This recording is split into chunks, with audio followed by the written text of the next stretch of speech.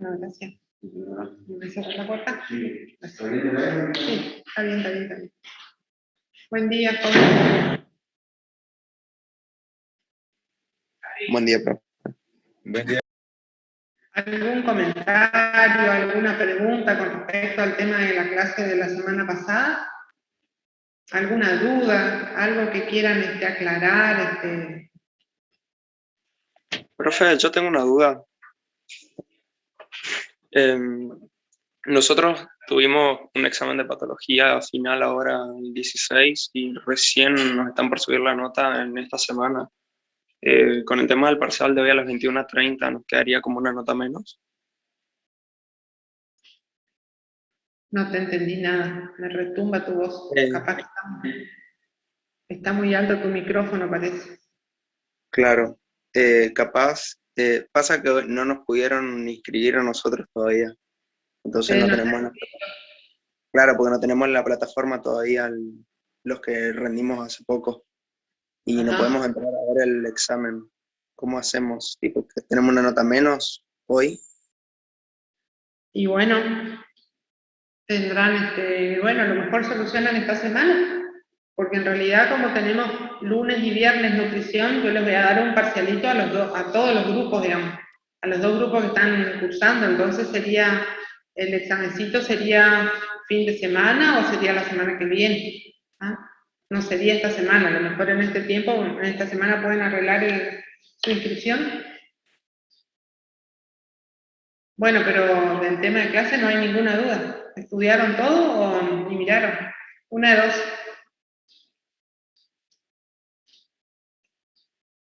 Bueno, repasemos. O sea, en la clase anterior habíamos hablado de lo que era nutrición y básicamente de en qué consiste el proceso de evaluación nutricional. Habíamos dicho que comenzaba con nuestra historia clínica, en donde ya en la parte de hábitos fisiológicos ya le preguntamos las características de su alimentación, tratando de sacar información acerca de la calidad, de la cantidad, de la calidad y de la adecuación de la dieta de ese paciente, de esa persona, que en la parte del examen físico íbamos a hacerle después una evaluación del estado de nutrición, en donde era fundamental pesarlo y medirlo, sea peso y talla, pero vimos también que para hacer una evaluación más precisa de este estado nutricional hay que hacer algunas otras determinaciones, ¿no? Como por ejemplo una evaluación un poquito más completa de lo que es la ingesta alimentaria, un interrogatorio un poquito más completo acerca de los posibles problemas por los cuales el paciente esté con algún estado de mala alimentación o de malnutrición. Dijimos que usábamos la antropometría. La antropometría es un conjunto de métodos para poder determinar el estado nutricional del individuo y para poder evaluar la composición corporal y de esa manera después hacer una planificación digamos, de mejoría del estado nutricional de este individuo. Habíamos dicho que al peso y la talla nosotros tenemos que considerar otras cuestiones como por ejemplo el perímetro de cintura, que también lo hacemos sencillamente en la historia clínica, que después hay otras cosas que por ahí son un poquito más complejas, como por ejemplo la circunferencia muscular del brazo, en donde necesitamos medirle el perímetro braquial y tomarle el pliegue tricipital con el tricatómetro, pero con eso uno tiene también una idea más acertada de la composición corporal del paciente en lo que respecta a su masa muscular o masa magra y lo que respecta a su masa grasa.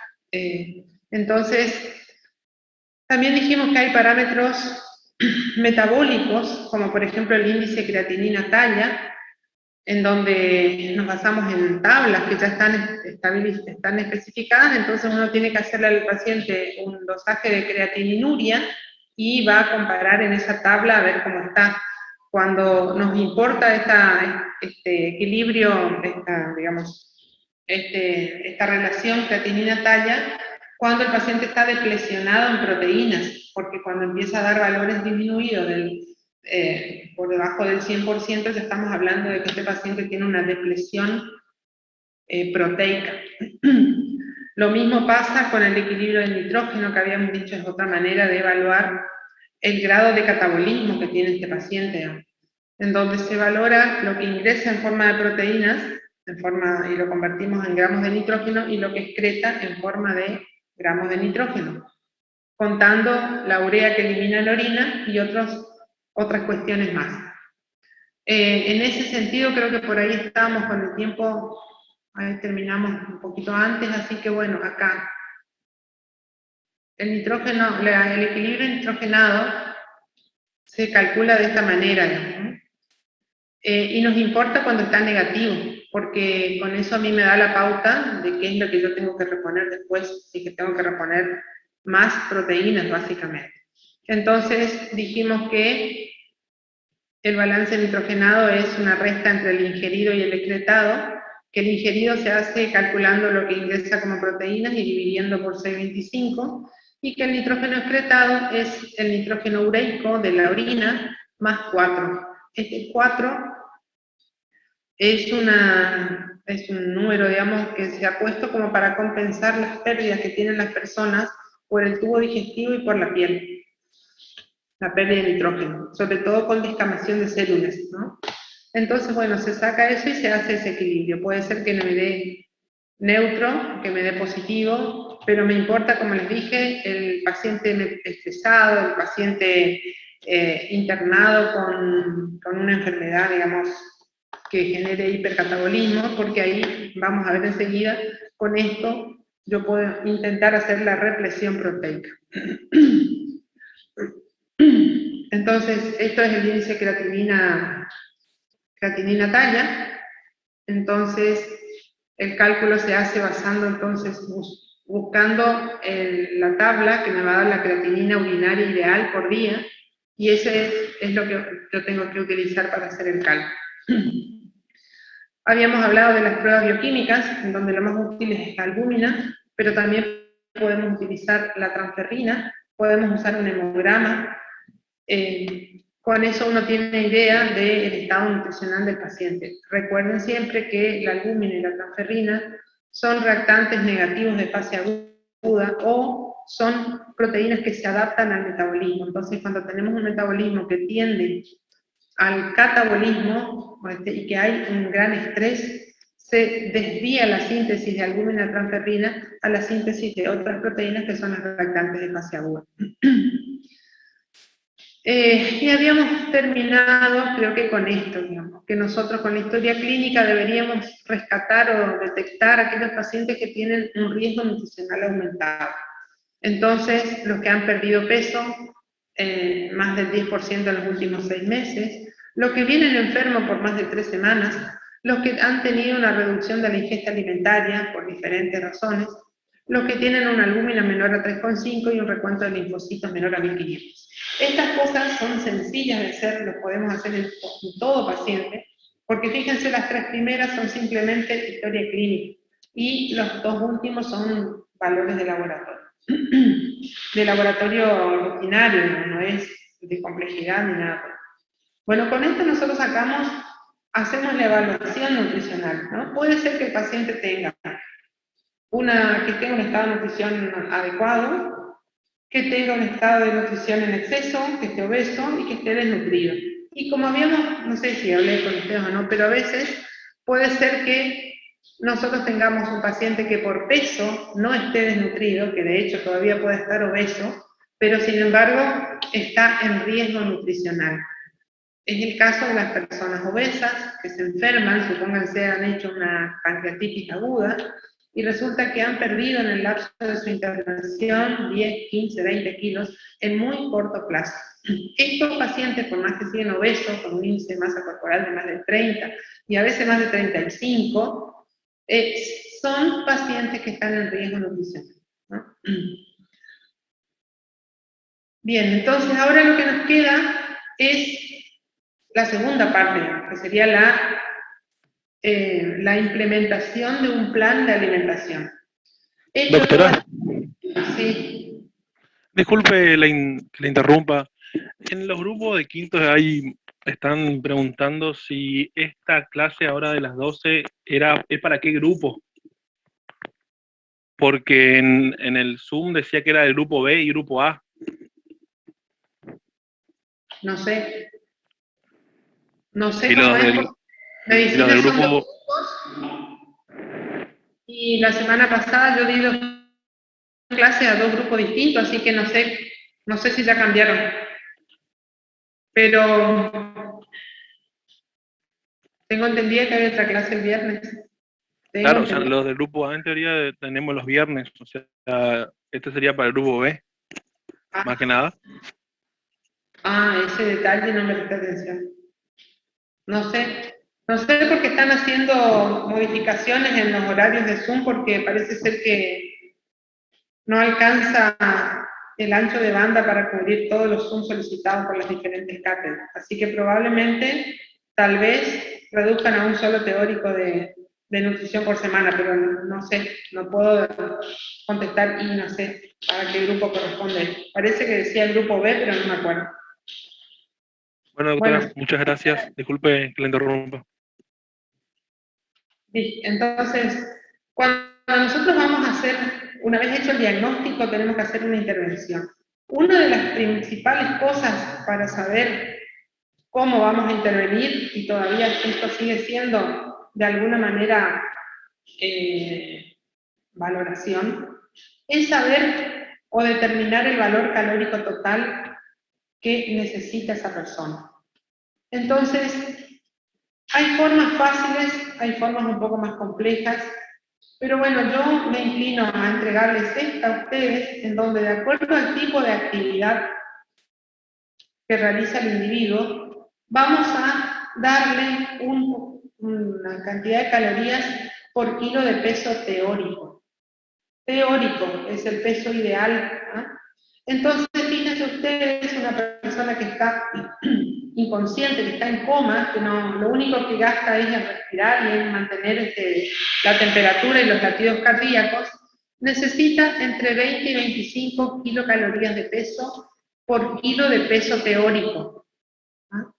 Si es un paciente que está en reposo, o sea, que está activo, que está a la vigilia, digamos, que puede darse vuelta en la cama, que puede caminar cortos trechos, que tiene una actividad muy sedentaria, digamos, vamos a ponerlo hasta 30 kilocalorías por kilo de peso ideal, y así sucesivamente, llegando, por ejemplo, a una actividad mediana, que sería la actividad que por ahí realizamos nosotros, que somos médicos, estudiantes de medicina, en donde estamos buena parte del tiempo sentados porque estamos estudiando, trabajando en el escritorio y demás, y otro tiempo moviéndonos, o sea, caminamos, nos sentamos, caminamos de vuelta, etc. Estamos gastando alrededor de 40 calorías por kilo de peso ideal nuevamente. Reitero esto porque cuando nosotros hacemos el cálculo, una persona de 1,60 m, probablemente su peso ideal sea 54 kilos. Entonces, es 54 kilos por calorías de acuerdo al grado de actividad. ¿Ah? Y, por ejemplo, actividad muy intensa, como por ejemplo personas que son estibadores de bolsa, que trabajan en el campo manejando animales, que tienen los albañiles que trabajan subiendo y bajando andamios y haciendo fuerza con el material que trabajan, pueden llegar a requerir de 50 más calorías por kilo de peso ideal. De ahí que uno explica por qué, por ejemplo, en los lugares donde hay gente que trabaja, por ejemplo en el campo, la comida que se hace para que esta gente que trabaja con esfuerzo físico, digamos, esté medianamente en cantidad de calorías adecuada, es que ustedes ven que comen, por ejemplo, el locro, que tiene vísceras, que tiene grasa, que tiene hidratos de carbono, los ensopados con mucha carne a la cual no le agregan, a la cual no le desgrasan, y con eso esta gente logra una cantidad de calorías adecuada para el tipo de trabajo que realiza, considerando esta escalita. Entonces, esto es, para la mayoría de los casos, es de utilidad, por ejemplo, para hacerle un plan alimentario a una persona obesa que quiera adelgazar, a una persona que quiere simplemente mejorar la calidad de su alimentación y que está en peso ahí con un ligero sobrepeso normal. De hecho, el plan alimentario general que nos da el hospital a los pacientes internados tiene 2.200 calorías. Y es algo así como un estándar para la mayoría de las personas. O sea, no lo hacen específicamente evaluando a cada uno, pero sí vamos a tener ese, digamos, basal de 2.200 calorías que es apropiado para la gran mayoría de las personas. Bueno, la otra forma es estimar de acuerdo a la ecuación de Harris-Benedict. Harris-Benedict fueron dos, digamos, estudiosos allá de la década de 1940 más o menos, que hicieron estudios de termometría directa en personas y ahí pudieron aplicar, digamos, encontraron esta fórmula para hacer el cálculo del valor calórico. Teniendo en cuenta estos detalles, digamos, el gasto metabólico total del individuo depende del gasto metabólico en reposo, o sea, metabolismo basal, por un factor de actividad que depende de qué actividad realiza la persona, por un factor de injuria que vamos a ver depende del grado de estrés por la enfermedad que tenga ese paciente. Entonces, también es razonable pensar que el gasto metabólico en reposo va a tener cambios de acuerdo a la edad, o sea, vamos a tener un gasto metabólico muy alto en la niñez y ya más lento o más bajo en las edades avanzadas de la vida. También hay enfermedades como por ejemplo la fiebre, el hipertiroidismo que nos aumentan el metabolismo basal, lo cual explica por qué en el hipertiroidismo las personas bajan de peso.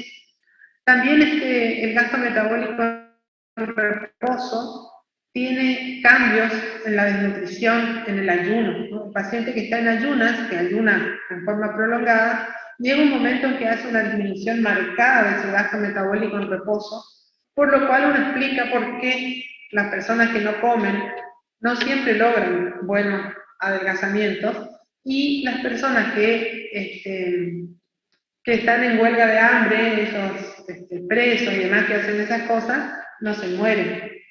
Porque justamente bajan su metabolismo basal a valores muy por debajo de lo que es en actividad y con muy poco o nada de aporte pueden mantenerse. Bueno, lo cierto es que Harris-Benedict estableció con estos estudios de termometría directa estas dos fórmulas, en donde utilizando el sexo, la talla, el peso y la edad, se estimaban las estimaciones del gasto metabólico en reposo. Entonces tienen ustedes que para los hombres es 66 más 13.7 por el peso en kilogramos, más 5 por talla en centímetros, más menos 6.8 por la edad en años. Y para las mujeres, esta fórmula, ¿no?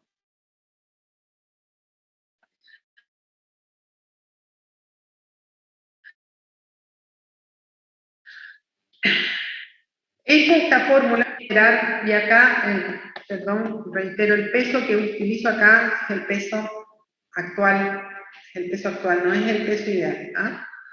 Entonces, dijimos que tenemos que multiplicar ese gasto metabólico en reposo que se calculó por un factor de actividad que depende del grado de actividad física que realice el individuo y por un factor de injuria que tiene que ver con la enfermedad de base.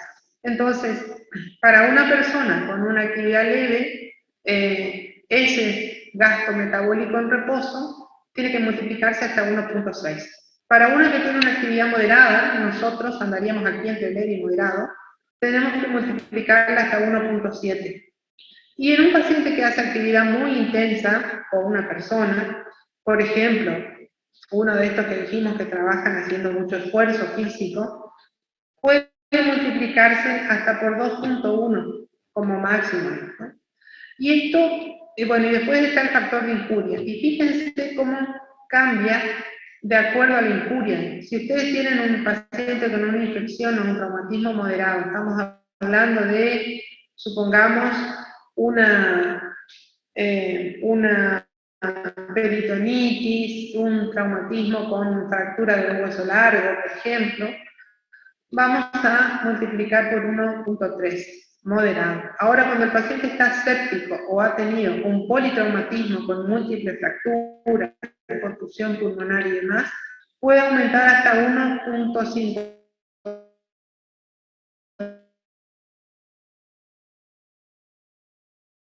Y el 50% de su superficie quemada, hay que multiplicar por 2.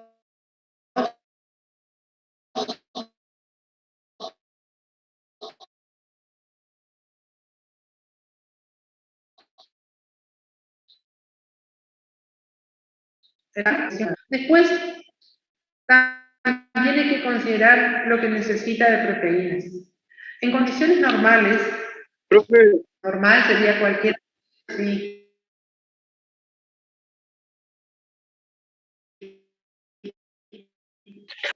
Por el factor de actividad física, ¿cómo sacábamos el gasto energético en reposo?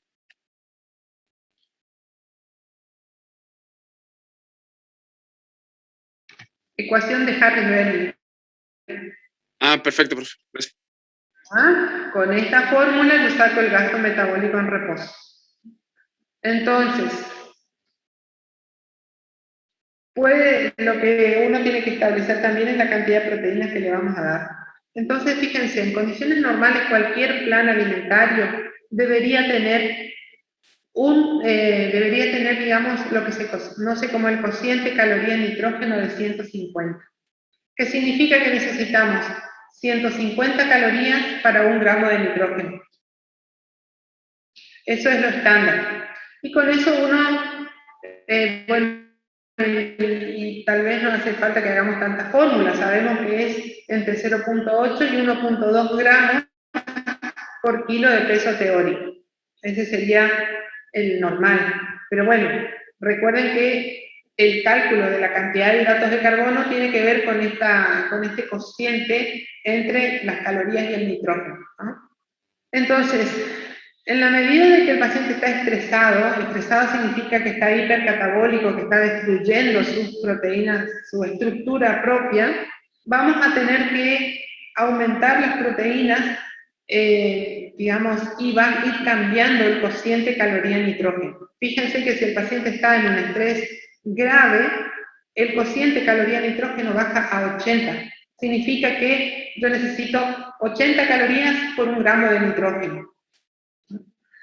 Y por lo tanto, el porcentaje de proteínas o los gramos por kilo de proteína se me va a más del triple casi del inicial, ¿no? Entonces, para un normal que a lo mejor tendría que comer una persona de 60 kilos, 60 gramos de proteínas, esa misma persona, si tiene un politrauma o una quemadura severa, va a necesitar 60 por 3.5, lo que habla de 200 gramos de proteína por día más o menos, ¿no? Esa es una de las maneras de estimar la cantidad de proteínas que le tenemos que dar, y la otra es según lo que habíamos visto hace un ratito, según el balance nitrógeno.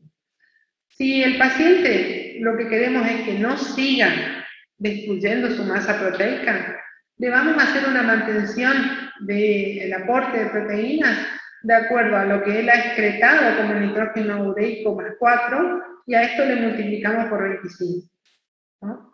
Entonces esto es para mantención, no es para recuperar. Esto es para evitar que se... Y cuando queremos anabolismo, que generalmente queremos esto cuando ya el proceso infeccioso, traumático o estresante está en vías de recuperación o de desaparición sería, aquí nos proponemos anabolismo. Para eso, este 4, que se acuerdan era lo que uno normalmente perdía por piel, por tubo digestivo y demás, lo pasamos a 8. Y aquí claramente va a subir una buena cantidad de gramos de proteínas en la dieta de este individuo. O sea, tenemos estas dos maneras de establecer cómo vamos a reponer las calorías y las proteínas. Entonces, con esos cálculos hechos, lo que las nutricionistas deberían realizar es esta planilla, en donde colocamos acá donde ellas hacen, digamos, la receta dietética, ¿no? Entonces, la finalidad de la dieta puede ser un desnutrido, aumentar de peso, por ejemplo. En un hipoproteico, recuperar las reservas proteicas, ¿no? Valor calórico y plástico, y ahí es donde ponemos estos datos. Entonces, de los cálculos que hemos hecho, nos va a dar un valor calórico total de la alimentación. Aquí ya incluimos lo basal, la infuria, la actividad, y con esto hacemos el cálculo. Si, por ejemplo, me dan 2000 calorías, por poner un número redondo, yo tengo que distribuir en los 3 nutrientes calóricos, ¿no? En los hidratos de carbono, proteínas y grasas. Lo primero que me fijo son los hidratos de carbono, que habíamos dicho que por ley de la armonía era ¿cuánto? ¿Qué porcentaje era? 55. 55%. Entonces, yo tengo que sacar, serían 1100 calorías, ¿no? De este valor calórico total, tienen que venir de los hidratos de carbono. ¿Y cómo yo hago para convertirlo en gramos?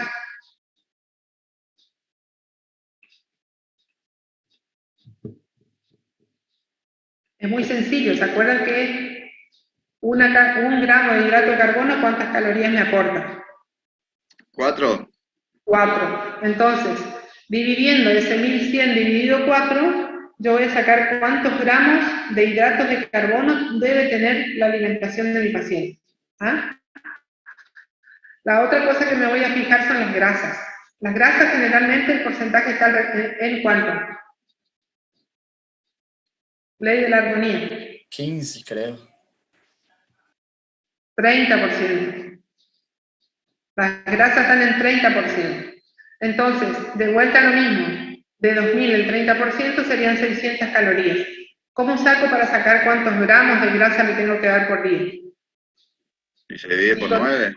Por 9. Entonces, 600 dividido 9 me va a dar seguramente 60 y pico por ahí.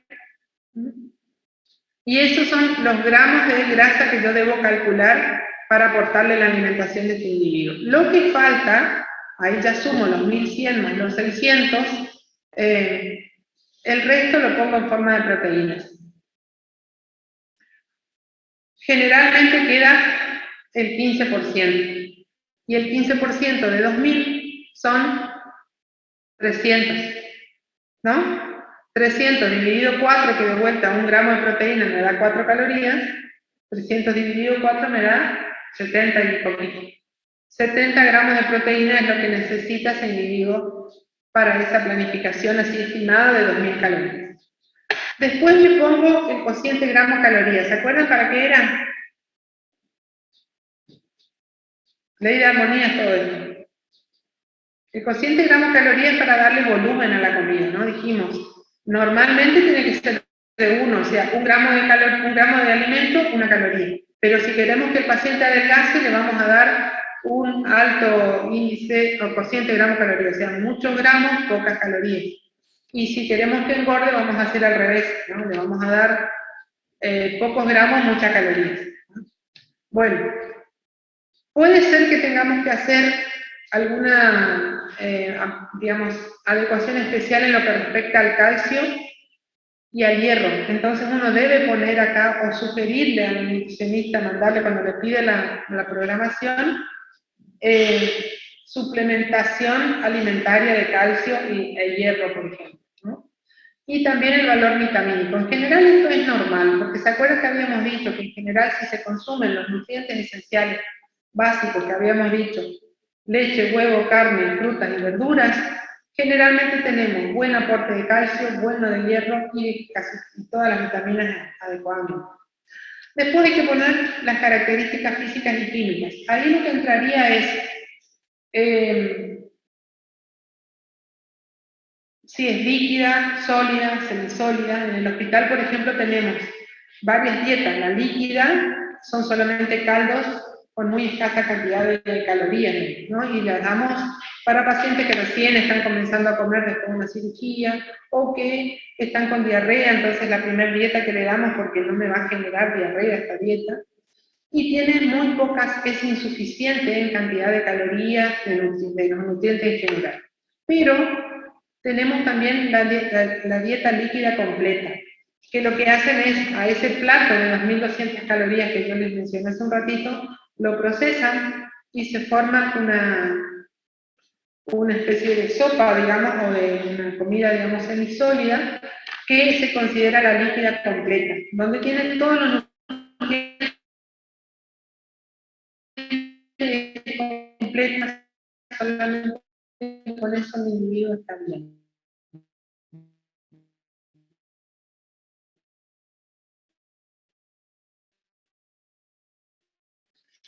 Puede ser que necesitemos que venga templada, que venga más fría, que sea poca, un paciente que tenga insuficiencia hepática, por ejemplo.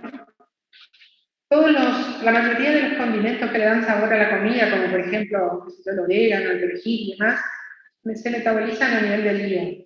Y si el hígado está trabajando mal, no tenemos que sobrecargarlo con un esfuerzo adicional de digestión de estas cosas. Entonces, la dieta hepática o hepatoprotectora es una dieta que es totalmente, es una dieta, no es una planificación, y es bastante insulsa, digamos, porque no tiene condimentos, tiene bajo sodio, no tiene muchos colores porque no podemos variar mucho el alimento. Entonces, va a depender de qué situación estemos viviendo con nuestro enfermo. Bien, el nutricionista lo tiene que convertir en comida, ¿no? Entonces, ellos ahí, yo esto ya no lo he puesto, pero ahí ellos tienen una planilla en donde ponen los diferentes alimentos. En general, ustedes van a ver que vamos a tener elementos, hidratos de carbono, que ellos los dividen en hidratos de carbono A, B y C, siendo los A los que tienen 5% de hidratos de carbono, o sea que son, y el resto es agua.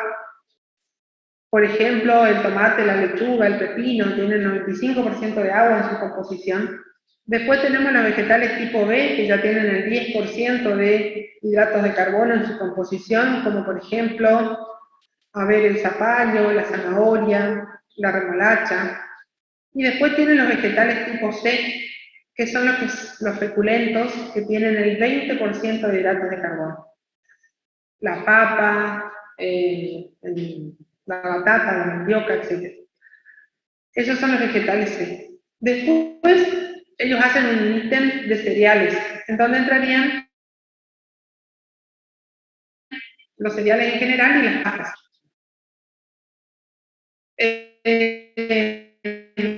Carne, leche y huevo, elementos grasos, en donde colocan ahí aceite o frutos secos. ¿Y qué me está faltando? Bueno, y ya está. Con eso, entonces ellos en esa tablita van volcando tantos gramos de tal alimento, tantos gramos de otro. Ya haciendo el cálculo del alimento, o sea, peso del alimento y eso es lo que tengo que poner en la alimentación. Esta parte, por suerte, en general, las nutricionistas están muy bien preparadas para hacerlo, pero lo que nosotros tenemos que saber, y eso es fundamental, es hacer la prescripción dietética.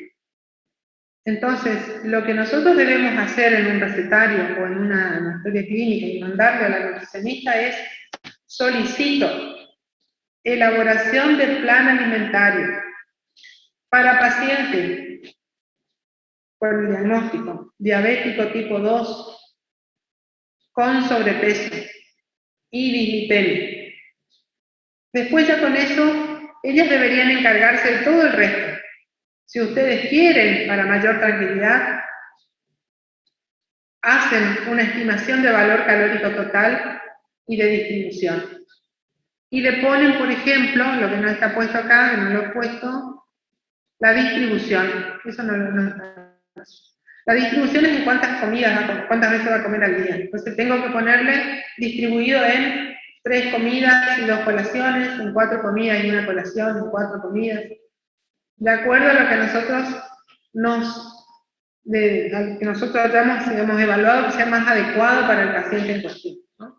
Entonces, recuerden siempre, nosotros al nutricionista le damos la prescripción, le damos la solicitud de evaluación nutricional que es lo otro anterior que hemos visto. O sea, en general, ¿qué hacemos nosotros? Pesamos, medimos la cintura, pero la circunferencia muscular del brazo, la bioimpedancia, la sumatoria de pliegues, las otras medidas de la antropometría, lo hacen las nutricionistas.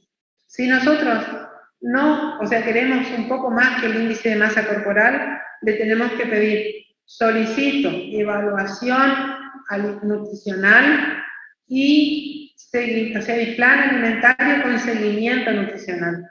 ¿Ah? Si ya tenemos claro lo que le pasa, ponemos así, solicito plan alimentario para tal enfermedad. Si nos animamos, ponemos valor calórico total y este porcentaje. ¿Ah?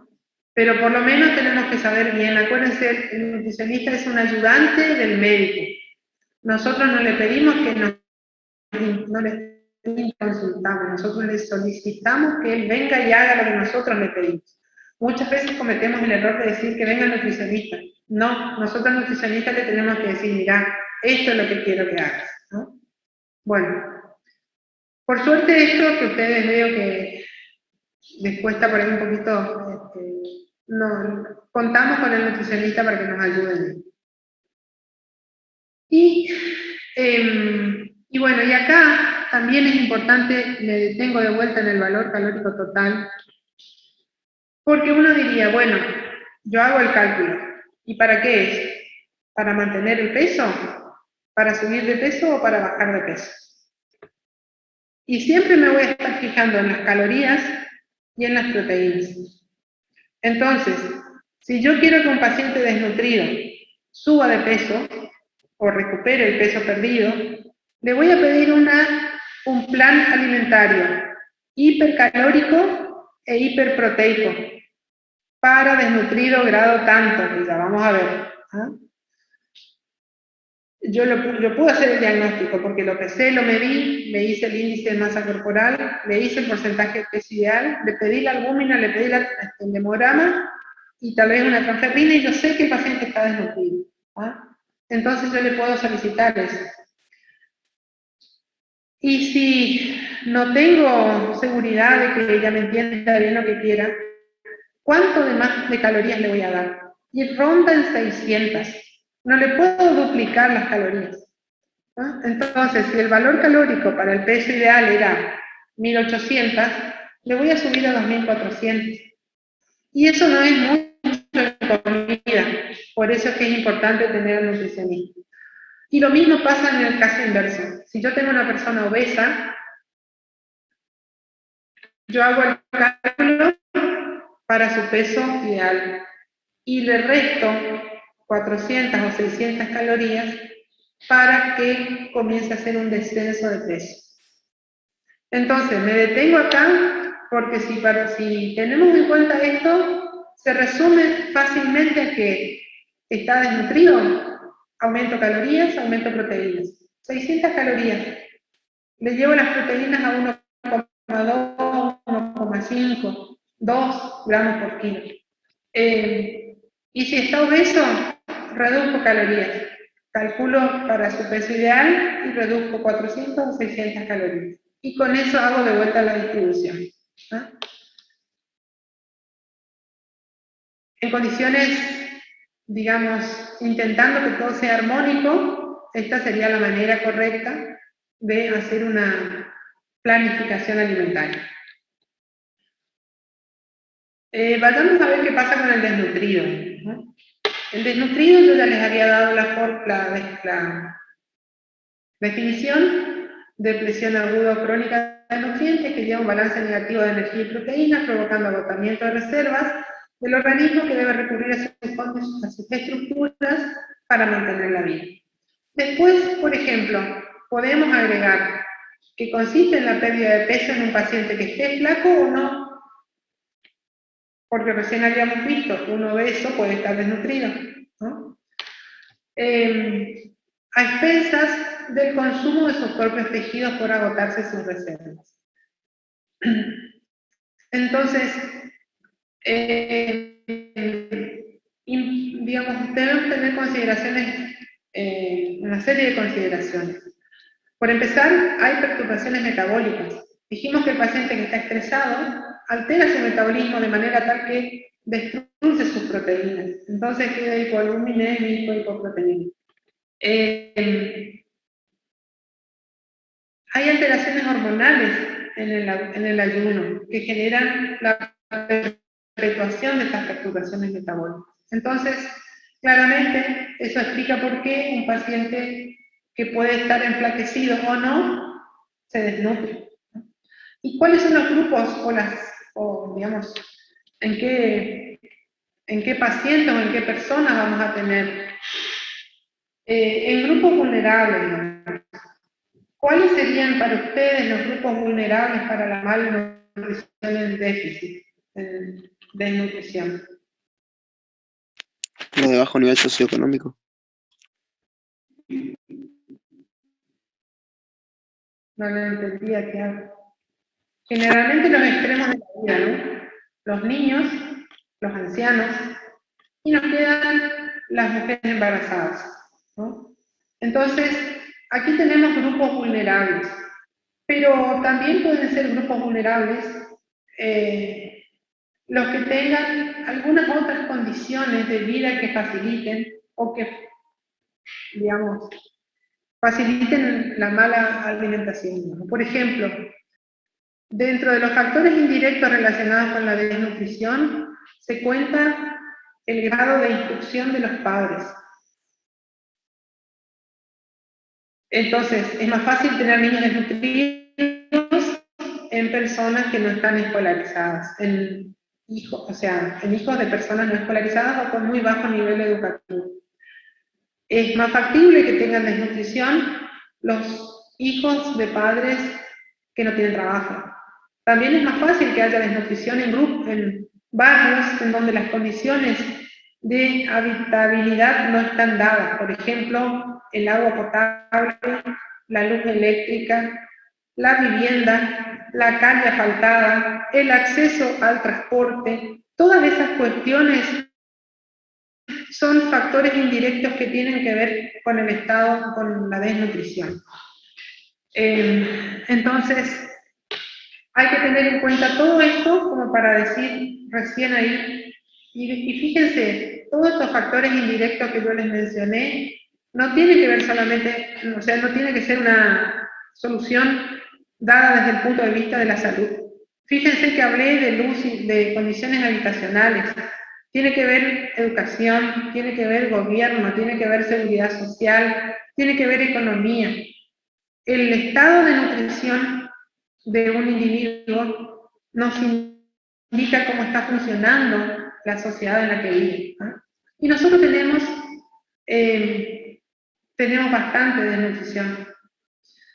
¿Cómo vamos a hacer diagnóstico? Hay varias maneras. Si ustedes me dicen el índice de masa corporal, y bueno, es el que nos dice la OMS, que nos da diagnóstico de obesidad también, menos de 19 está con bajo peso, ¿no? No me dice nada de la composición corporal. También puedo encontrar, por ejemplo, el criterio clínico, lo que decíamos hoy, riesgo nutricional. Una persona que viene perdiendo peso, encima tiene pobreza, diarrea, vómito, alcoholismo, es criterio de desnutrición.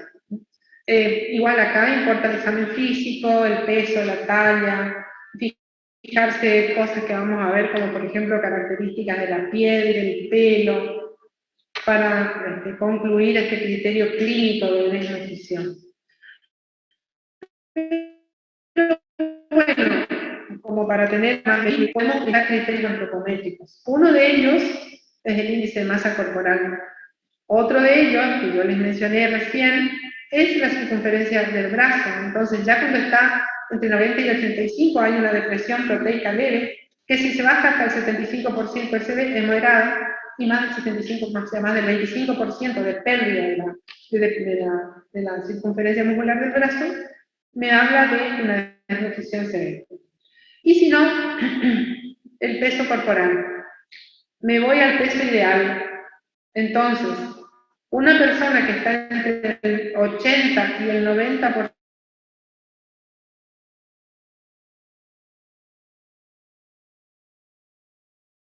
de su peso ideal, imagínense 54.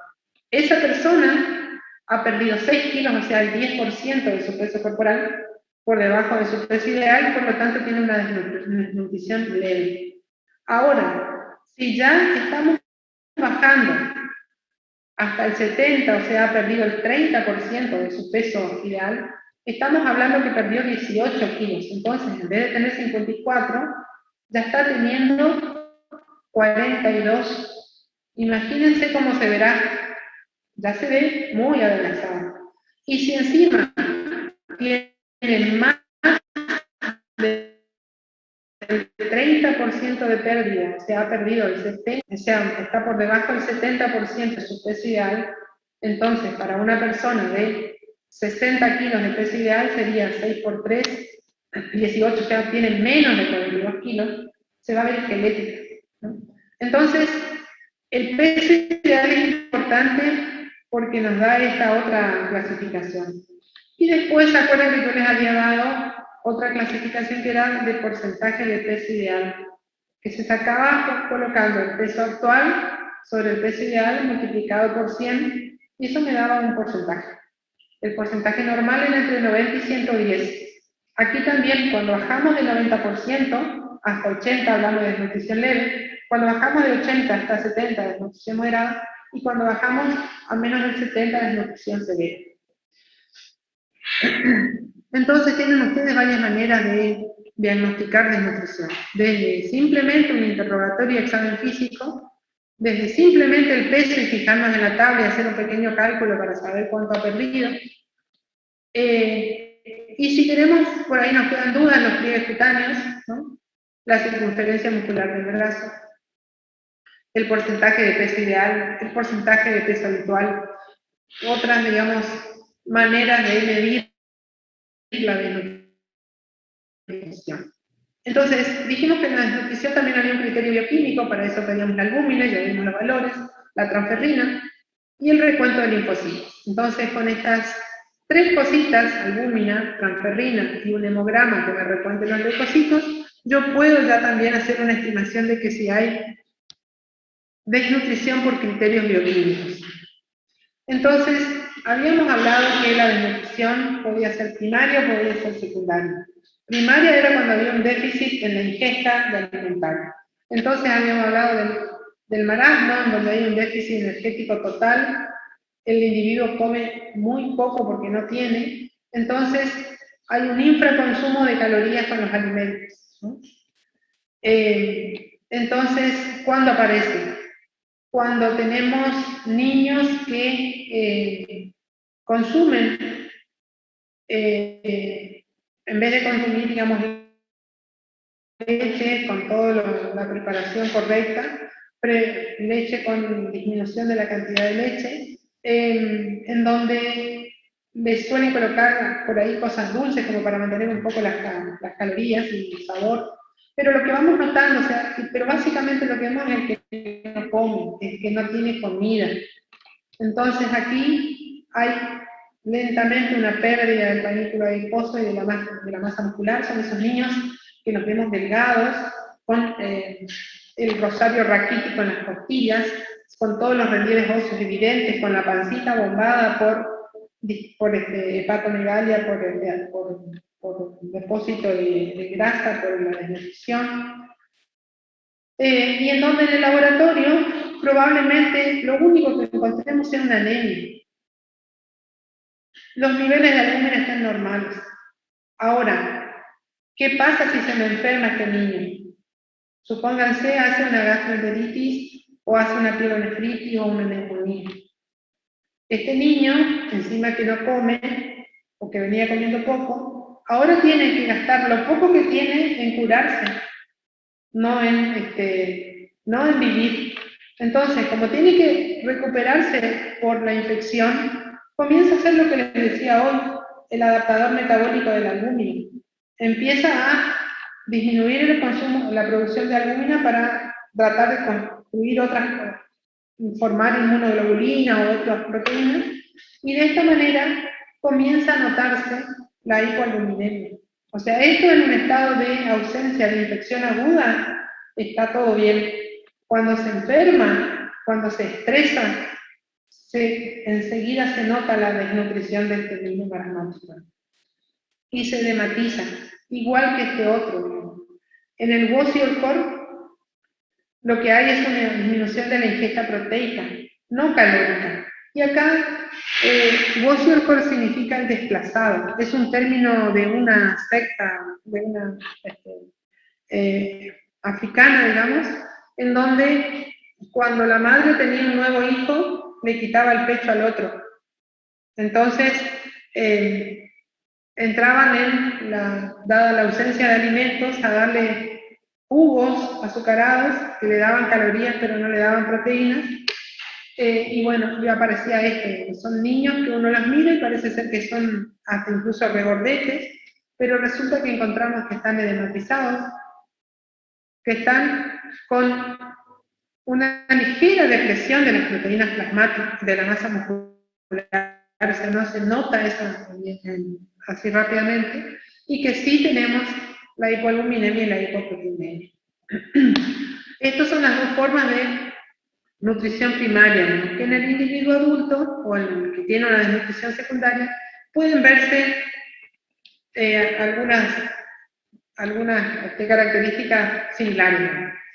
Habíamos hablado de esto también, ¿por qué una persona puede tener desnutrición secundaria? Y porque tiene problemas a nivel de la boca, porque tiene una estrechez esofágica. Nosotros estos días tuvimos una señora que hizo un cuadro neurológico raro, que se lo asumió como una neuropatía de pares craneales bajos, donde tiene afectado el glosofaringio, y en parte suponemos el vago, porque está afectada también la articulación de la palabra. La señora no puede tragar y ha llegado a un punto de desnutrición extrema que ni siquiera la pudimos pesar, pero estimamos que no llega a 40 kilos.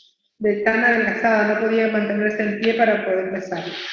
Y era por una neuropatía que afectó los nervios craneales, los pares craneales bajos.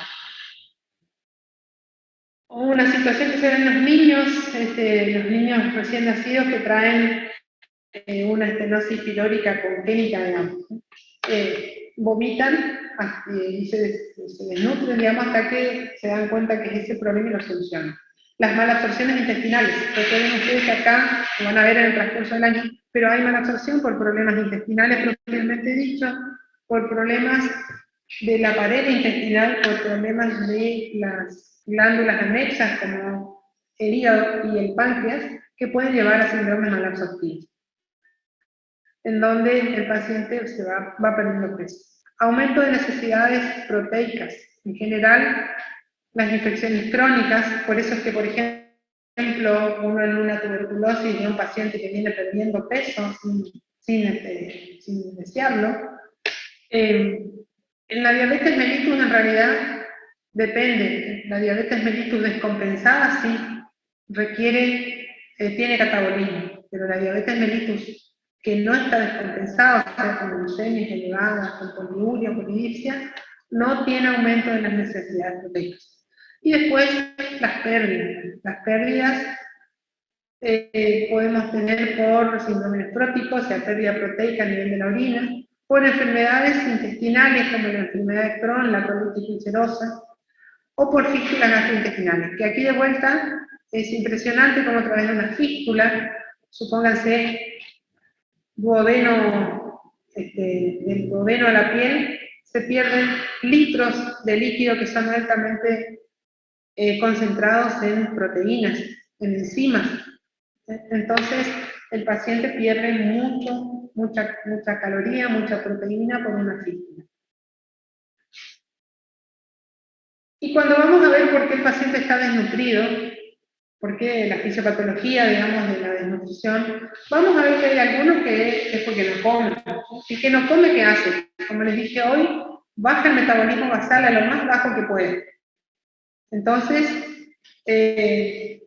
requiere muy poquito, puede pasarse sin comer semanas, porque su metabolismo basal baja al mínimo. Y aquí, dentro de las causas, la psicosis o la neurosis, el SIDA, pero el SIDA en realidad, el SIDA tiene un síndrome de anorexia, sobre todo cuando está ya en la etapa final de SIDA, Y el dolor crónico hace que también uno rechace la alimentación.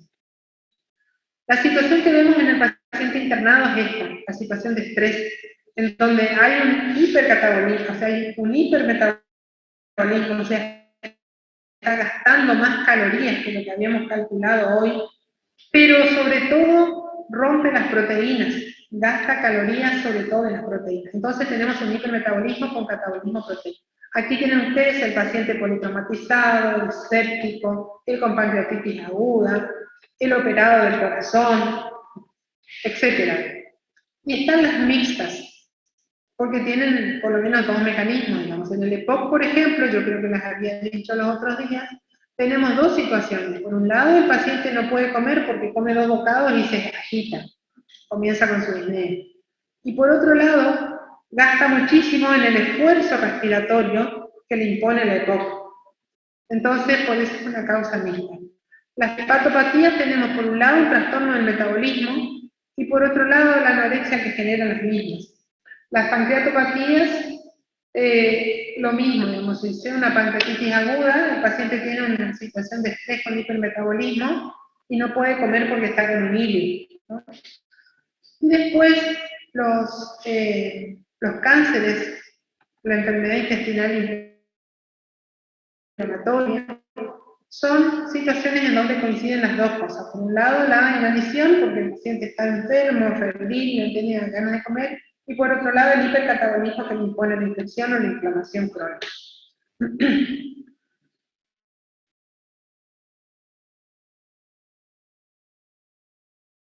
¿Qué vamos a encontrar en un paciente? El cuadro clínico varía de acuerdo a la que tienen los músculos atróficos, que cuando le damos la atención a la boca podemos encontrar ulceraciones, que cuando seguimos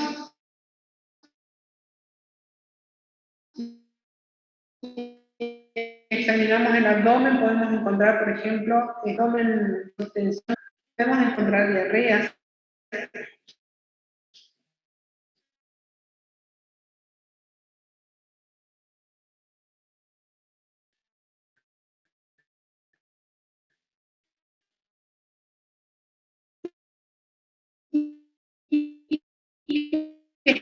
Está con queda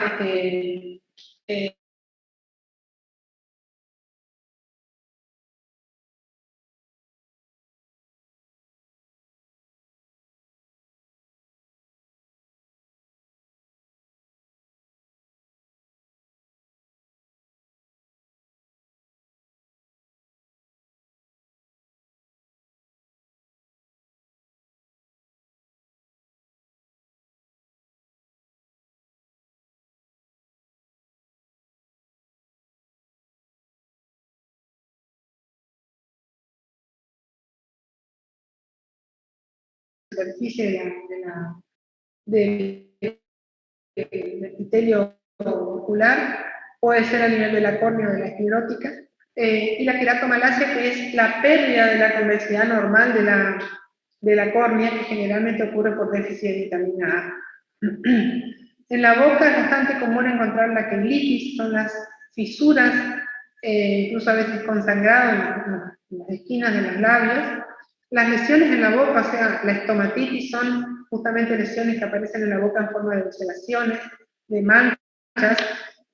Podemos encontrar una hiperplasia de la encía y podemos encontrar la glositis, en donde la lengua ha perdido las papilas y se convierte en una cosa roja, o sea, así tipo color cereza, brillante, totalmente depapilado.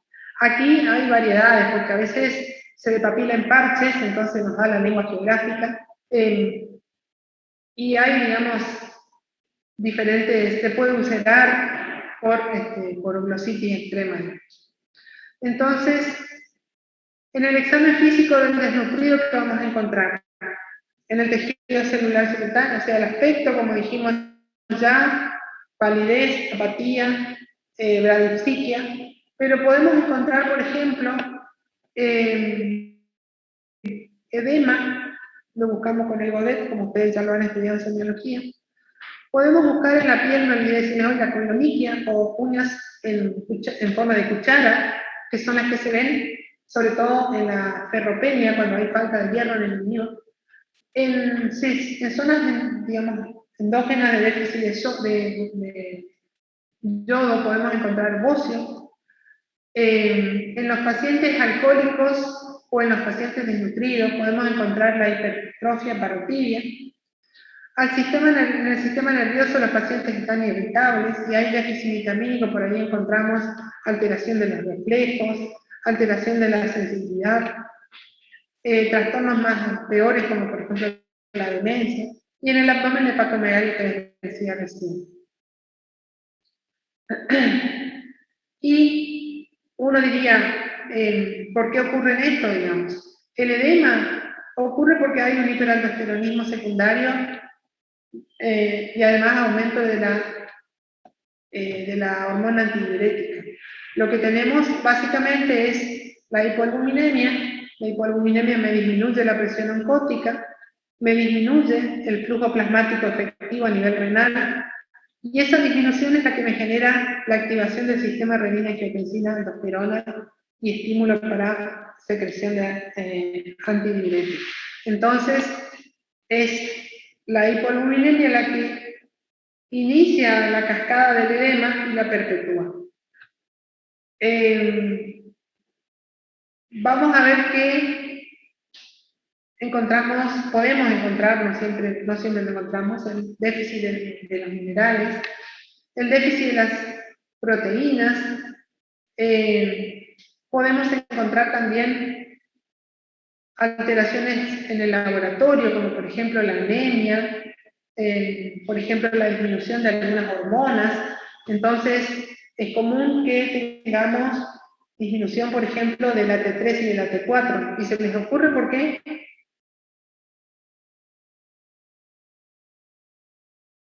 ¿Qué hacen las hormonas tiroides? ¿Por el yodo? O sea, no tiene yodo para sintetizar. No. Hacer relación al metabolismo. Por el metabolismo, ¿no? O sea, disminuye porque dijimos que en esta situación disminuye el metabolismo basal. Es la manera que tiene el cuerpo de dar la orden de que disminuya el metabolismo, ¿no? Disminuyendo la secreción de hormonas tiroides. También disminuye la secreción de insulina, y sin embargo aumenta la secreción de hormonas como por ejemplo la hormona de crecimiento y el cortisol, ¿no? Como hormona del estrés. Y bueno, ¿por qué nos importa la desnutrición y debemos diagnosticarla y tratarla en el ámbito de la internación y también obviamente en el ámbito de pacientes externos? Dentro del ámbito hospitalario, lo que nosotros vemos en un paciente desnutrido, sobre todo cuando vemos la parte quirúrgica, es que vamos a tener estas alteraciones.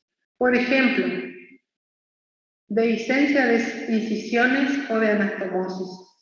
Los pacientes que se operan en algún grado moderado a severo de desnutrición, se le hacen los puntos, se le unen si hacen una resección intestinal, unen los cabos, pero si el paciente no tiene proteínas que vayan y generen la formación de nuevas proteínas para la cicatrización, entre los 5 y los 9 días se rompe la sutura, y si fuera una sutura intraabdominal va a generar una peritonitis fecal, por ejemplo. Si es una sutura que tiene conexión con la piel, va a generar una fístula, por la cual van a empeorar las cosas. Entonces, claramente se altera la cicatrización en la desnutrición. Por eso es que cuando tenemos muchas veces pacientes que vienen en estado de desnutrición, porque han consultado tarde, antes de operarlos es preferible mejorarles el estado de nutrición. Como sea, sonda nasogástrica, comida, o si no, nutrición parenteral. Cuando se logra un poquito de mejoría que me permita ingresarlo al quirófano con alguna seguridad de que no vaya a tener complicaciones, uno lo entra al quirófano. y si no, por lo menos, que es una cirugía que sí o sí tiene que hacerse, tenemos que dejar la cirugía de manera tal que nosotros la veamos. Entonces, si el problema fue, supónganse, una obstrucción intestinal por un cáncer, o por otra cuestión, o por un vólvulo, o por una isquemia intestinal, tengo que resecar la sección enferma, pero tengo que dejar abocado a la piel el asa de intestino. Entonces lo que sale hacia afuera, no se me vuelca en el peritoneo y evito de esa manera la complicación infecciosa, ¿no? Y en un segundo tiempo, una vez que esté recuperado nutricionalmente, condicional. Entonces, el paciente esté bien nutrido para poder cicatrizar adecuadamente en la cirugía. También vemos que el paciente que está desnutrido y sobre todo el que queda internado mucho tiempo, generalmente el que tiene la alteración de la cicatrización también, comienza a tener disminución de la resistencia a las infecciones.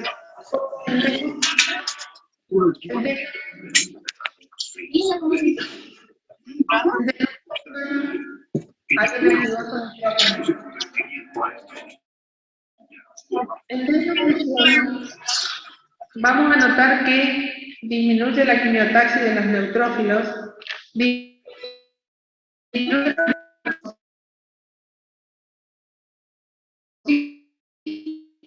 ya hemos visto, por lo tanto la síntesis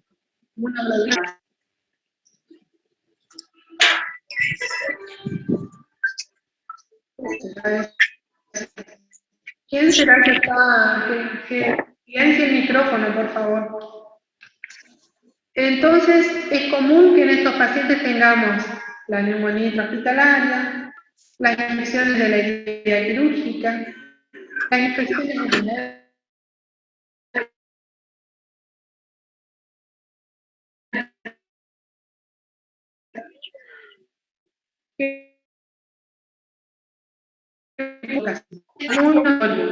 nos pasa, por ejemplo, lo que solemos ver, no necesariamente una cirugía.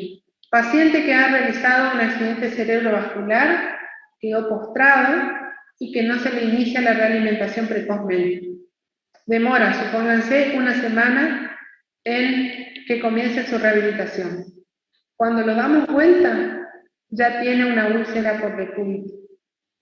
Entonces, las úlceras por decúbito o úlceras por presión, como se las llama, aparecen en pacientes que por su propia capacidad no pueden moverse en la cama. Entonces quedan muchas horas en una única posición y ese tejido o ese territorio que quedó comprimido, isquémico por el mismo peso del cuerpo, termina desvitalizándose y generando un edema. Entonces, lo que habitualmente uno ve, este gráfico está en el Harrison, es que, fíjense, en la medida de que una persona está enferma y van pasando meses de enfermedad, nosotros tenemos cambios en lo que respecta a la masa magra, o sea, a la masa muscular del individuo. En los niños, la falta de una alimentación adecuada o la enfermedad me va a generar una depresión de la masa magra y eso en el niño se evidencia inmediatamente deteniéndose en el crecimiento, ni en talla ni en peso, ¿no? Si yo sigo, o si esta criatura sigue con una pérdida de masa magra, llega un momento en donde pierde la inmunidad celular o disminuye por lo menos. Entonces comienzan a aparecer infecciones. Las infecciones pueden ser respiratorias fundamentalmente, pero también infecciones gastrointestinales, urinarias. Si seguimos disminuyendo la masa magra, fíjense, acá estamos ya en aproximadamente el 65%, 70%, o sea, ha perdido ya entre un 20 a 30% de la masa magra, no tiene fuerza para caminar. Es el caso de la paciente esta que les dije que tenía la neuropatía de pares bajas. La señora la traían entre los hijos porque no podía dar un paso de la debilidad que tenía. Entonces queda demasiado débil para andar. Con esta cosa queda relegada a una silla o a una cama. Tal vez pueda darse vuelta a la cama. Pero en la medida que siga perdiendo masa, siguen apareciendo infecciones ya están imposibilitadas de moverse en la cama, van apareciendo las úlceras de decúbito e indefectiblemente se acerca la muerte. Esto es algo que lo vemos a diario. Lo vemos a diario porque actualmente las personas viven más tiempo, hay mayor grado de demencia por enfermedades vasculares, por envejecimiento simplemente. Hay pacientes que quedan secuelados por un accidente cerebrovascular, por una neoplasia, por otro tipo de enfermedad. Y entonces este gráfico nos muestra lo que ocurre realmente. Entonces uno diría, bueno, ¿y cómo yo puedo evitar esto? ¿Y ustedes qué dicen? ¿Cómo se puede evitar?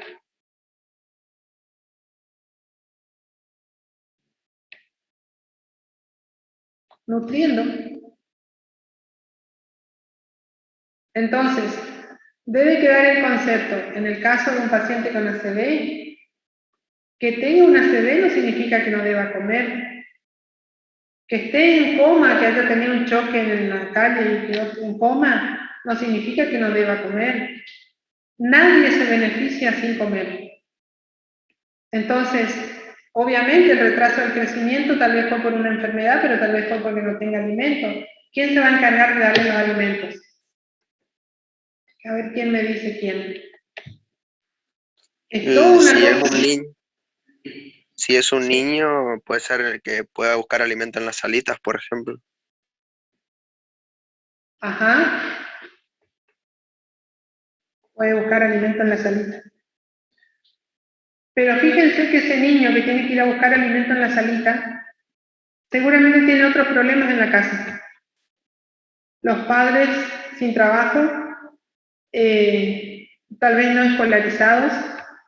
Entonces, va a buscar el alimento o va a buscar la copa de leche que se les da en las escuelas. ¿Pero es suficiente? No. Entonces, el Estado debería encargarse. Porque nosotros, ¿qué podemos hacer? Nosotros médicos, ustedes que son, pónganle médico de la salita, le van a dar el alimento, van a hacer la evaluación nutricional de ese niño y van a decir, sí, está desnutrido. ¿Y cómo soluciono todos los problemas? Asistencia social, profe. Sí. Tiene que derivar a asistencia social para acompañar y monitorar la... Hay que acompañar, ¿no? Hay que enseñar al padre, a la madre, tienen que tener un trabajo, tienen que tener una calidad de vida que permita criar a los hijos con una buena nutrición, con educación, cosa que termine en la escuela, cosa que no sean después desnutridos infantiles que andan buscando droga en vez de buscar alimentos, ¿no? Y obviamente no andan trabajando, sino robando. Entonces, el problema de la desnutrición es un problema muy grande.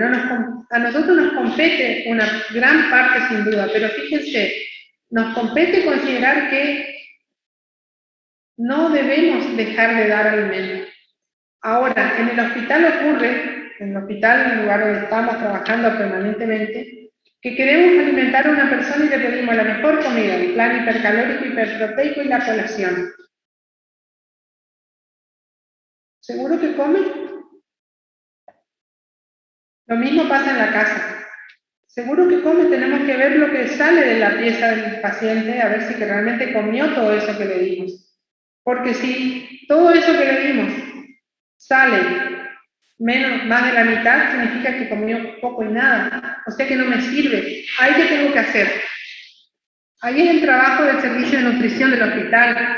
Tiene que ver cómo mejorar el sabor de la comida, el aspecto de la comida, digamos, de manera tal de que el individuo pueda comer. Y acá pasa lo mismo con eso que me dijo, va a la sala a buscar el alimento. ¿Saben cómo preparar ese alimento? Hace unos años venían unos arroz con leche, guiso de lenteja y no sé qué más para preparar en la casa. Fortificados en hierro, excelentes alimentos.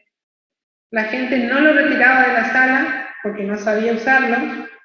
Los agentes sanitarios tampoco ofrecían y se quedaron vencidos no sé cuántas cajas de alimentos. Entonces, no es un problema solo de que tenemos que darle alimento, que tenemos que mandarle al asistente social, es mucho más grande que eso. Tiene que ver el político, tiene que ver el maestro, tiene que ver el policía, tiene que ver el médico, el enfermero, el asistente social, el jefe de barrio, el sacerdote de la iglesia, el pastor del otro culto. Todo tiene que ver en esto. Porque si no, de esto no se sale. De la desnutrición que tenemos en nuestros niños no se sale. De un anciano que naturalmente hoy estamos viviendo más, vivimos hasta los 90, 95, que lleguemos bien, que busquemos la vuelta, porque un anciano, ¿qué le pasa? Se quedó solo, no tiene quien le haga la comida que le traen no le gusta, no tiene dientes, no tiene saliva, no tiene plata para comprarse. Que empecemos a cuidar todas esas cosas. Porque si no es inevitable cuando ustedes sean médicos y trabajen en los hospitales y si hacen internismo como hago yo, definitivamente terminamos viendo esto.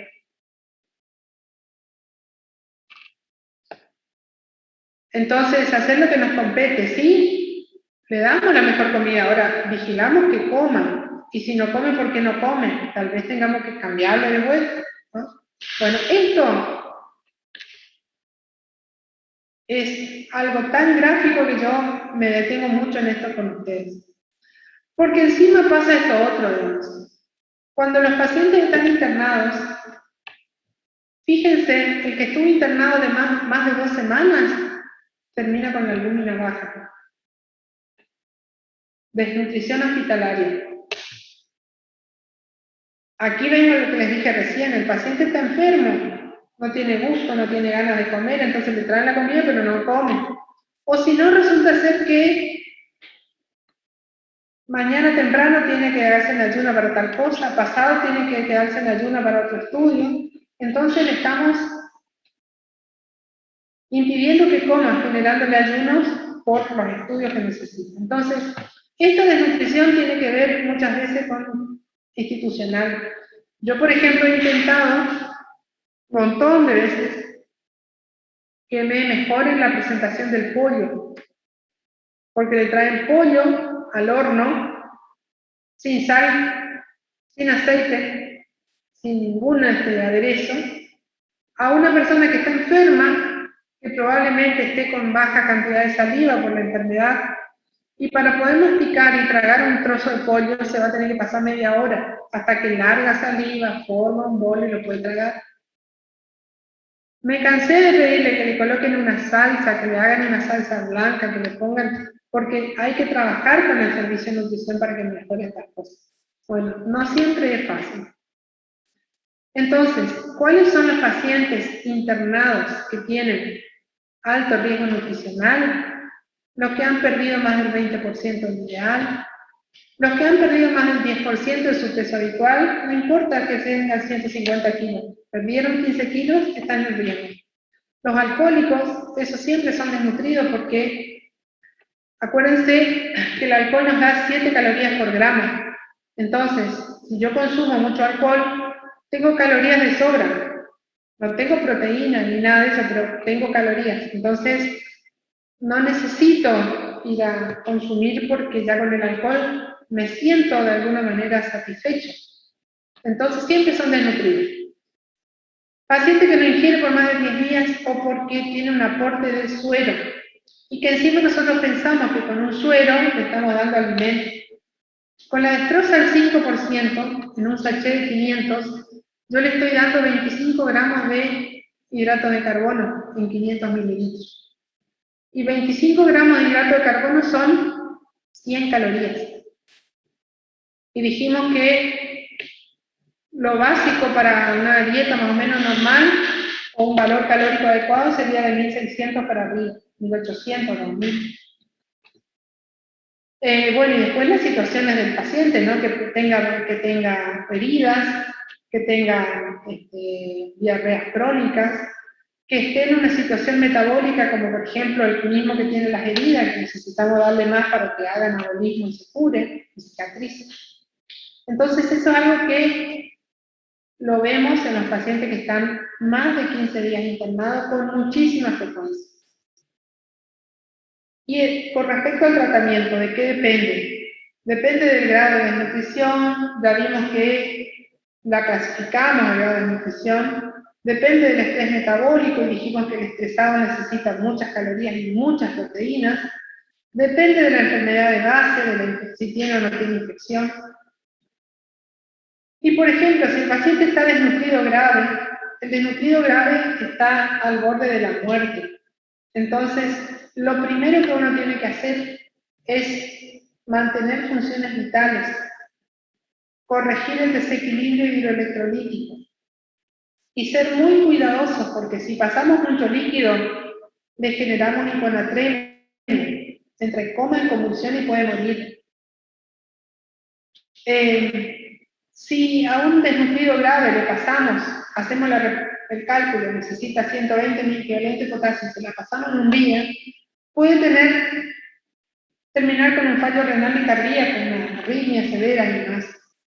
Entonces, depende de vuelta. Depende del estado del paciente, porque hay pacientes que pueden comer, hay pacientes que no pueden comer, pero, por ejemplo, los que tengan una disfagia, tal vez no puedan tragar, pero sí le puedo colocar una sonda, o colocarle una gastrostomía, que es una sonda directo al estómago o al yeyuno, y le puedo pasar el alimento por ahí. Siempre, en lo posible, usar la vía digestiva, salvo que no se pueda, ¿no? Y si no, debemos recurrir a la vía parenteral, ¿no?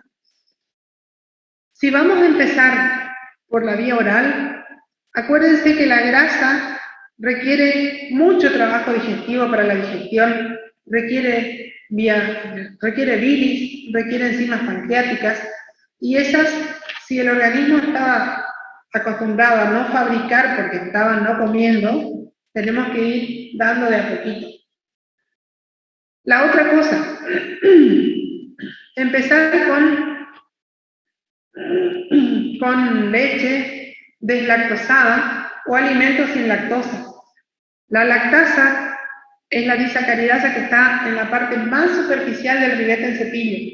Entonces, si yo le doy leche, ella no tiene lactasa, entonces ¿qué va a hacer? Va a ser flatulencia, va a ser diarrea, y vamos a tener que dar marcha atrás con nuestra alimentación. Entonces, lo último que se pone es la leche, porque con el paciente desnutrido hay una atrofia velocitaria, ha disminuido todo, digamos, del epitelio de la mucosa intestinal. Entonces, y después hacemos el cálculo. ¿Qué es lo que nosotros queremos? Recuperar peso y mantener peso. Son las dos cosas que nos importan. ¿Cómo hacemos la recuperación? Y va a depender, ¿no? Pero yo tengo que recuperar grasa, recuperar músculo, que el paciente está exfoliado, mejorar el tono y la fuerza muscular y evitar las complicaciones de la desnutrición y de la introducción de la nutrición nuevamente. Porque si yo hago el cálculo, bueno, mi fórmula, listo, 1800 calorías de una, este paciente me puede hacer un cuadro gravísimo con falla renal, cardíaca, que es el síndrome de realimentación, que es por incorporar bruscamente todos los nutrientes sin haber tenido en cuenta esta adaptación que tiene que hacer el metabolismo de este individuo a alimentarse con una alimentación completa de vuelta. Entonces, no me interesa volver, o sea, si puedo volver al peso ideal, mejor, pero lo que yo logre recuperar tengo que tratar de mantener. Entonces, ¿cómo va a ser mi plan alimentario? Hipercalórico, entonces le voy a poner de 20 a 30% más de lo que calculo para su peso ideal. Puedo utilizar Harris Benedict para sacar gasto metabólico, actividad injuria. Puedo usar calorías. Una manera buena, digamos, o sea, cuidándose de no pasarse, es empezar a darle de comer por el peso actual. Entonces, le voy a dar 40 kilocalorías por el peso actual. Entonces, 40 por 40 puede ser 1600. No le hago por el peso ideal, porque a lo mejor por el peso ideal me da mucho y no la va a tolerar. Comienzo con esto. Cuando comienza la recuperación y empieza a subir de peso, voy adecuando, ¿no? Y fíjense que la fórmula no cambia, 50-60% de hidrato de carbono, por ahí un poquitito más, pero no hay que darle mucho, porque si le damos más de 400 gramos de hidrato de carbono, no le va a tolerar el intestino, va a empezar con diarrea, con flatulencia, con distensión, así que no conviene más del 60%. Después, proteínas, tiene que ser hiperproteico, entonces dijimos, de primera, 1,5 estaría bien, pero en algunos casos hasta podemos subir más, ¿no? Según el grado de catabolismo, ¿se acuerdan que habíamos dicho que también el paciente que está hipercatabólico necesita un cociente calorías-nitrógeno menor? Entonces, no de 1 en 150, sino de 1 en 100 o de 1 en 80. Podemos hacerlo por el equilibrio nitrogenado, entonces si perdió 60 gramos de proteína, repongo las 60 gramos de proteína, por ejemplo. Sí es conveniente que sean del 60-70% de alto valor biológico. Acuérdense que cuando dimos ley de la armonía dijimos que para la mayoría de las personas tiene que ser el 50% de proteínas de alto valor biológico. Acá les aumentamos un poquito más. Y tener en cuenta el valor de saciedad de los alimentos, porque si le damos alimentos que le dejan lleno muy rápido, probablemente no logre comer todo lo que le planificamos para que coma. Y como, bueno, las grasas sí mantenemos lo mismo, ¿no? Las grasas también uno puede subir un poquitito porque me facilita mucho aumentar las calorías con grasas. Entonces, ¿cómo le vamos a dar? Y va a ser un plan de consistencia habitual, o que sea de fácil disgregación gástrica, o sea que no necesite mucha licuadora, porque el paciente no tiene capacidad de peristaltismo inicialmente adecuada.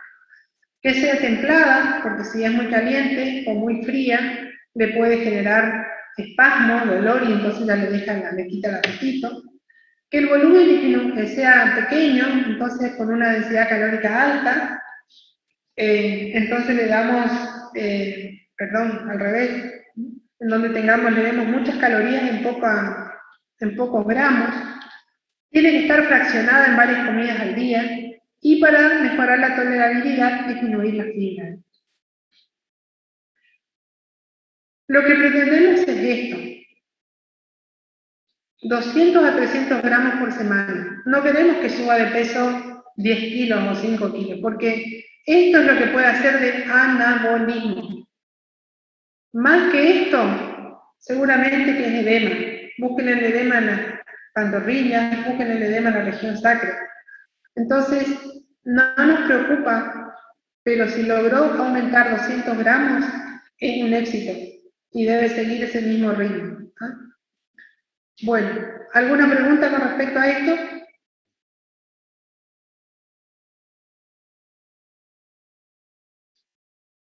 ¿Cómo sería la nutrición en un paciente en coma, profe? En un paciente en coma, la forma más fácil que se hace habitualmente es colocarle una sonda nasogástrica, y ya vienen alimentos que se compran, que son, digamos, ya alimentos listos, que ya tienen toda esta distribución. Que tienen ya están así, ¿no?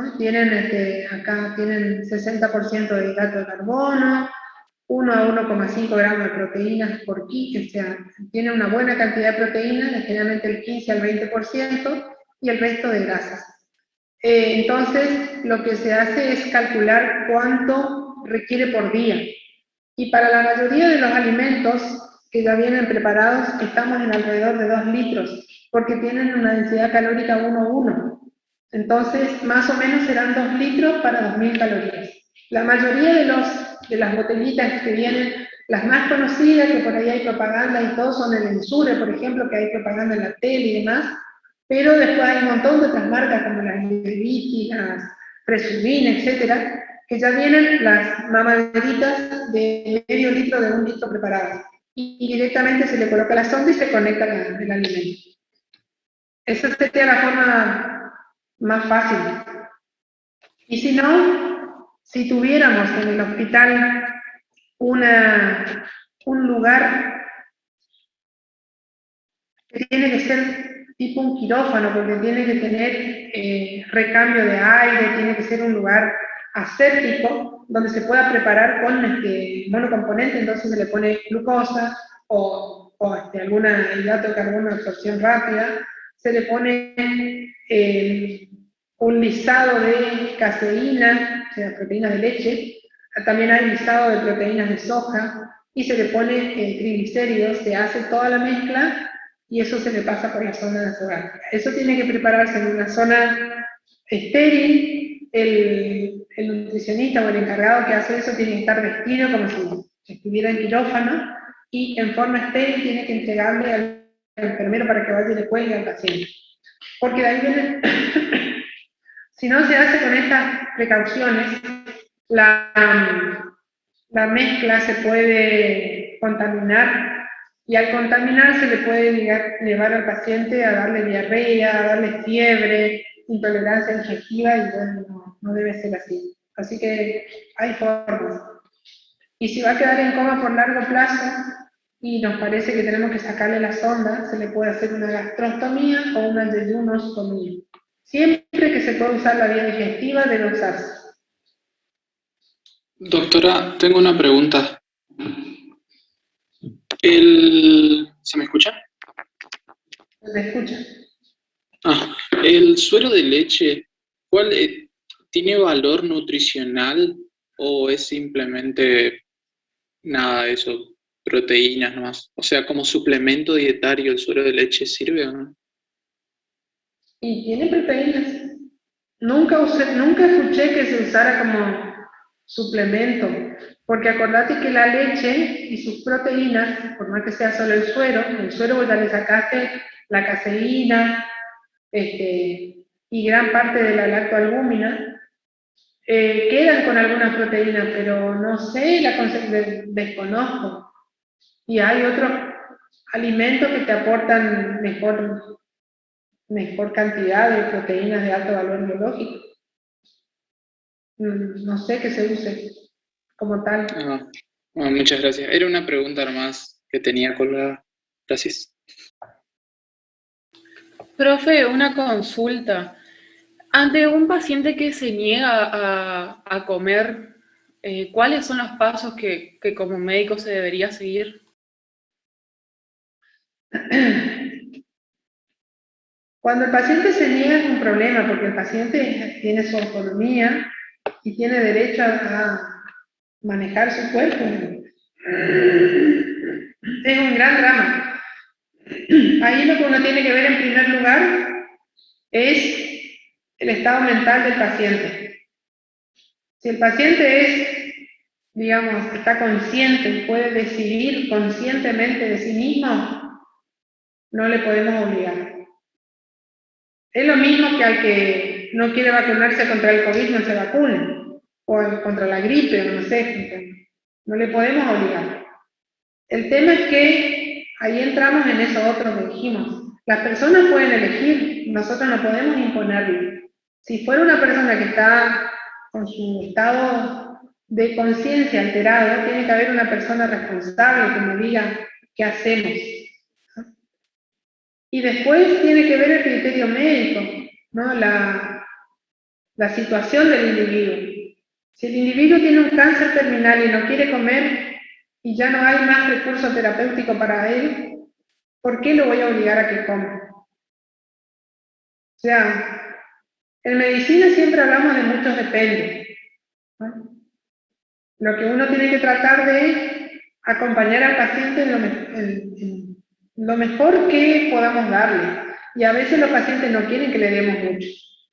Así que, ¿qué te puedo decir? Si el paciente no quiere comer es un gran problema, pero hay que ver por qué. Está con una enfermedad psiquiátrica y medicarle la enfermedad psiquiátrica a ver qué pasa. Está con una infección gastrointestinal o con un trastorno, solucionar el trastorno. Tiene un cáncer terminal y ya no le vas a curar, y ayudarle al buen morir. A veces también los médicos tenemos que hacer eso. Acuérdense que yo les suelo repetir con mucha frecuencia, digamos, que el médico, la mayoría de nosotros, seguramente ustedes también, han decidido ser médicos porque quieren curar a las personas, ¿no? Curar las enfermedades. Resulta que hay un montón de enfermedades, o sea, hay enfermedades que sí las podemos curar. Podemos curar una gripe, podemos curar una neumonía, podemos curar una gastroenteritis. Podemos tratar adecuadamente enfermedades crónicas como la hipertensión, como la diabetes. Pero a veces simplemente podemos aliviar. Entonces, en ese paciente que no quiere comer y que tal vez ya no tiene mucho para de vida, aliviémosle lo que tiene, las molestias que tiene. Dejémosle que coma lo que pueda y lo que quiere. Porque eso es lo que a veces podemos hacer. Y a veces incluso a ese paciente le tenemos que preparar para la muerte y tenemos que preparar a sus familiares. O sea que tenemos que consolar, acompañar. No siempre la tarea del médico es curar. O sea que sabemos cómo hacer para curar, cuando se puede curar. Pero a veces no se puede. Está, profe, gracias. Bueno.